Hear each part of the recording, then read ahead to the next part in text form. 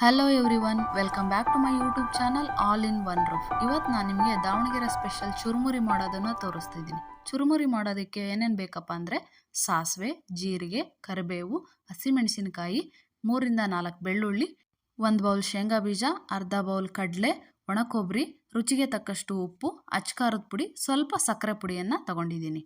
ನಂತರ ಒಂದು ದೊಡ್ಡ ಪಾತ್ರೆಯಲ್ಲಿ 4ರಿಂದ 5 ಸ್ಪೂನ್ ಎಣ್ಣೆನ ಬಿಸಿ ಮಾಡಲಿಕ್ಕಿಡಿ. ಅದಕ್ಕೆ ಶೇಂಗಾ ಬೀಜನ ಆ್ಯಡ್ ಮಾಡ್ಕೊಂಡು ಇದು ಕ್ರಿಸ್ಪಿ ಆಗೋವರೆಗೂ ಫ್ರೈ ಮಾಡ್ಕೊಳ್ಳಿ.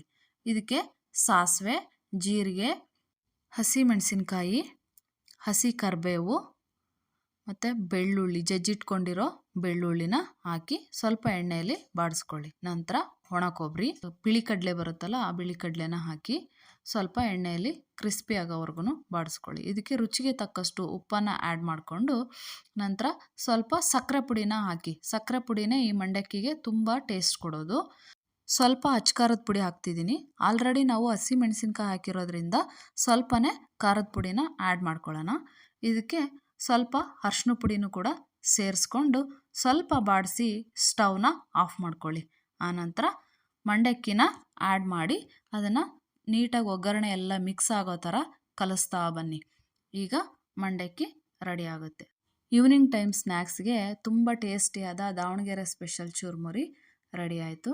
ಇದಕ್ಕೆ ಸ್ವಲ್ಪ ಈರುಳ್ಳಿ, ಕೊತ್ತಂಬರಿ ಸೊಪ್ಪು ಜೊತೆಗೆ ಸ್ವಲ್ಪ ಖಾರನ ಹಾಕ್ಕೊಂಡು ತಿಂದರೆ ಸೂಪರಾಗಿರುತ್ತೆ. ಈ ವಿಡಿಯೋ ನಿಮಗೆ ಇಷ್ಟ ಆಗಿದ್ದರೆ ಪ್ಲೀಸ್ ಲೈಕ್ ಮಾಡಿ, ಶೇರ್ ಮಾಡಿ, ಹಾಗೆ ನನ್ನ ಚಾನಲ್ನ ಸಬ್ಸ್ಕ್ರೈಬ್ ಮಾಡಿಲ್ಲ ಅಂದರೆ ದಯವಿಟ್ಟು ಚಾನಲ್ನ ಸಬ್ಸ್ಕ್ರೈಬ್ ಮಾಡ್ಕೊಳ್ಳಿ. Thank you.